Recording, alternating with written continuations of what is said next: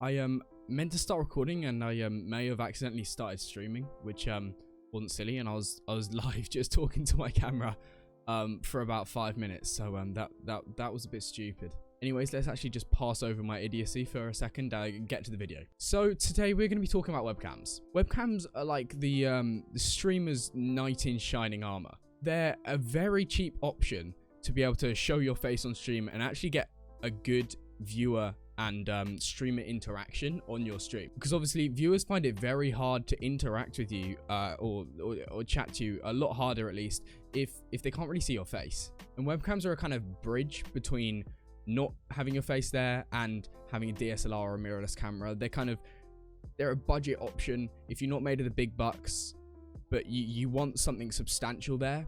Webcams have got you sorted. But a lot of the time you get the webcam out of the box and I'm gonna be honest, it looks pretty disgusting. But actually, I've been recording this whole video section for the intro with a webcam. No, I'm only messing with you. A webcam cannot look this good. Like, you can't get a webcam to look this amazing, but you can get a webcam to look good for a webcam, if you get me. Just like I do on my stream, I think the webcam view that I have for my stream is very good for a webcam. And this video will be showing you exactly what you can do to get it up to the standard that I have. Or maybe even better, to be honest. I don't really have the best of setups. I mean, I have extremely limited space. I can't even fit a softbox to my left without it being in shot. That's how like small my room is. Anyways, enough with my rambling. Let's go on to making your webcam look beautiful. Oh, that was horrible. I'm gonna have to cut that bit out. You really thought I was gonna get to the video that fast? No. So first of all, I feel like my setup's like slowly evolving every single video. To start off with, we have me in my posh living room. Then I switched to my room. Now I've got my cool lights in the background, so it's slowly getting better and better. Tell me in the comments if you actually think it's getting better, or if you like something previous. Just tell me, because I'm a bit scared.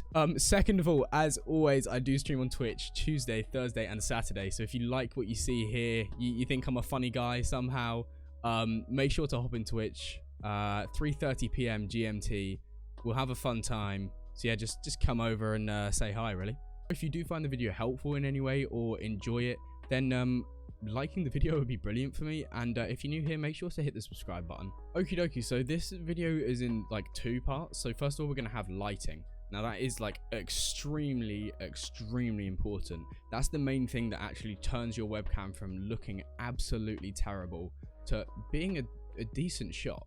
And then after that, we're actually going to have some software made by Logitech. If you don't have a Logitech webcam, that won't help you, but there'll probably be software from other companies that make your webcam. But I'm presuming most people who are watching this have a Logitech webcam, seeing as like they're 99% of the webcams that people actually use. The reason we'll be using a Logitech software over just OBS filters is a lot of people find that the OBS filters actually reset every time you close OBS, which is really annoying, because you're gonna have to change them every single time. And that's just not what you want to be spending like 10-15 minutes doing before you stream. Yes, as I said, first we're going on to lighting. So there are lots of options for lighting. What I have are soft boxes. They're pretty chunky. They're probably not the best option for me, seeing as I said I have a very small room. But they are good. So they're basically a massive LED bulb with some kind of fabric covering them, which disperses the light, so it's not like purely on one spot. It just gives some key lighting. So if you don't know what that is, the key light is basically the main light. It lights the subjects.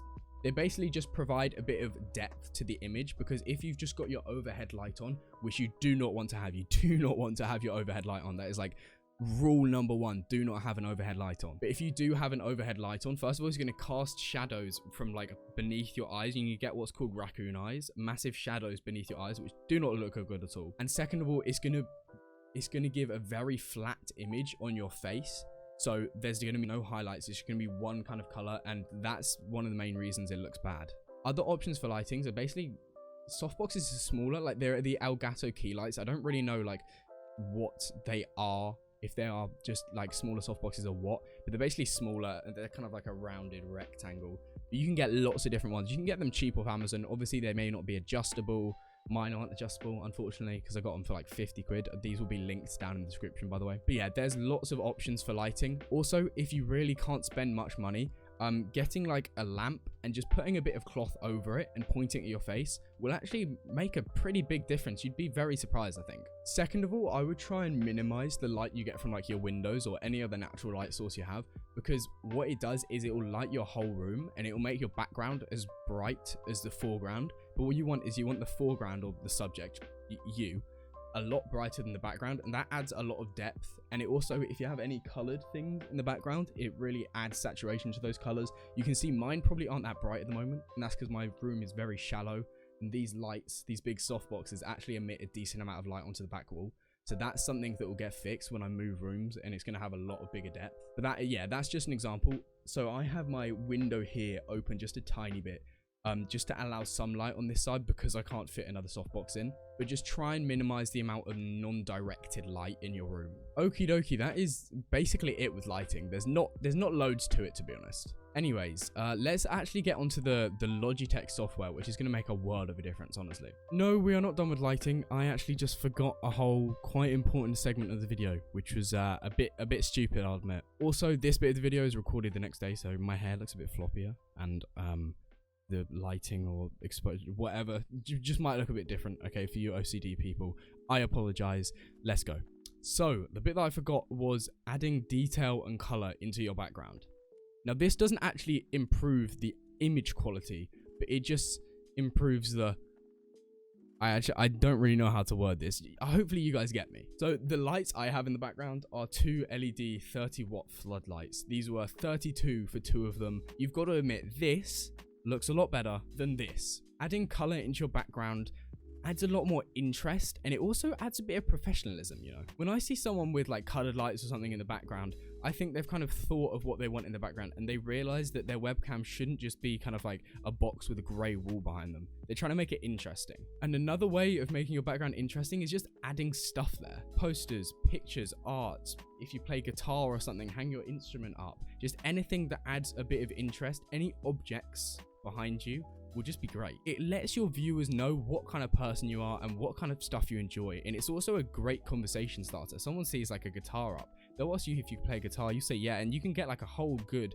30-minute conversation with someone that otherwise wouldn't have happened, and they might have just left the stream. It's something that's often overlooked, but it's actually really important, and it's something I'm trying to improve, because as you can see, my wall is kind of boring. Anyways, now that we've actually gone over what I forgot, we're going to be getting onto the Logitech software.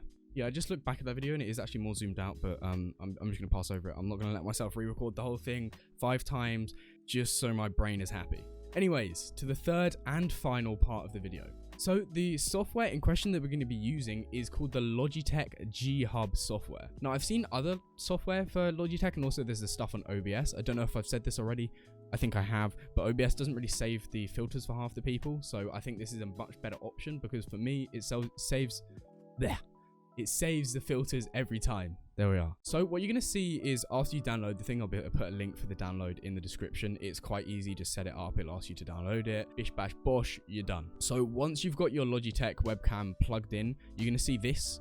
You know, mine's the C920, so you're just going to click on it. It's going to come up with this stuff. Now, here on the camera mode, a lot of your stuff might be locked, or all of it. If I switch to default, all of this stuff is actually locked. So what you're going to want to do is you want to click the down arrow and add a new camera mode. Now, I've already added mine. As you can see, it says new camera mode, so I'm just going to click on that, and that's what I've got. Okay, so you've kind of got 2 tabs under the webcam. You've got the camera tab, which has zoom, focus, and exposure, and then you've got the video one, which is brightness, contrast, sharpness, white balance, saturation, anti-flicker, all that good stuff. So starting off with the camera tab, focus and exposure both have auto settings. I don't set my focus to auto because I don't think the focusing on a webcam is going to be amazing. It's going to take ages to autofocus. You might get the constant in focus and out of focus kind of effect, because I don't think the autofocus is brilliant. So just kind of tweak around with this. It's not that hard. Find where it looks good, find where it doesn't, and you should be sorted with that. Now, we've got zoom as well. There's only 2 zoom settings on the C920. I think literally I go from 500% to 100%, and it changes just zoomed in to zoomed out. That's really up to personal preference. If you want a more kind of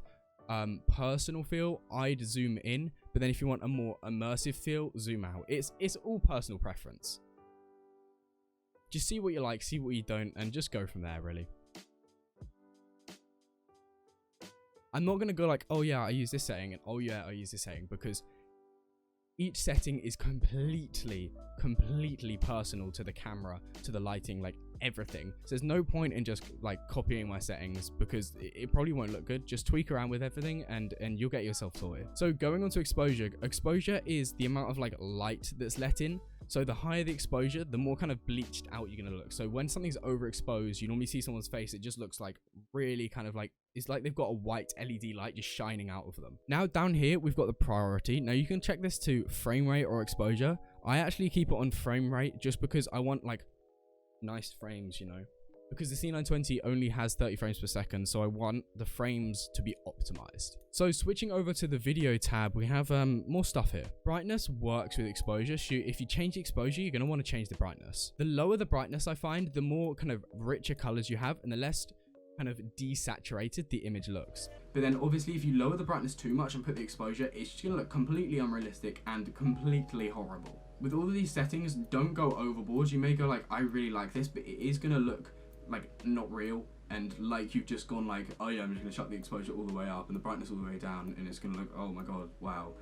Just don't do that. So next is the contrast. So this basically changes the darks are darker and the lights are lighter. So this does really help, especially if you don't have a bunch of shadows in your face. It's going to accentuate those shadows and it's going to add a lot of depth to your video and also kind of more color dynamic, if you know what I'm talking about. Next is the sharpness. Now this is a tricky one because what I did to start off with, I just bumped up the sharpness all the way to the top.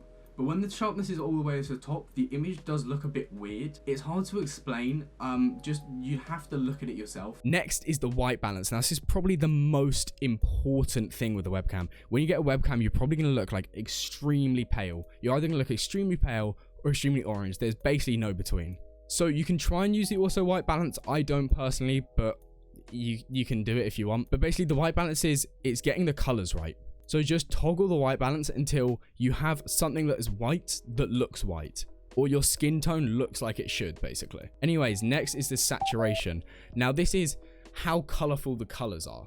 So just keep it just a bit oversaturated, you know, so add it a bit from 50% and it should look good. And finally, we have the anti-flicker rate, which is basically with lights, especially with webcams, you're going to see flickering if the anti-flicker rate isn't actually the same as the frequency of your mains. So here in Britain, we have a frequency of 50 hertz for mains. So you're going to want to switch your anti-flicker to 50. And then in US, I guess you have 60. That's why 60 is there, or other countries. So just if you don't know, search it up on Google and just switch it to whatever one you need. So that is it for the software and basically it for the video now. So I hope you enjoyed the video. If you liked it or it helps you in any way, a thumbs up would be really appreciated. If you have any problems with it or something won't work for you, just drop it down in the comments and I'll be sure to get back to you ASAP. I really enjoy seeing you guys in the comments. So if you do want me to make a new video as well, any ideas or anything, put that down there too. So as always, I do stream on Twitch Tuesday, Thursday, Saturday. So make sure to hop in if you like what you see, and we'll just have a great time really. So yeah, that's basically it. And as always, get out there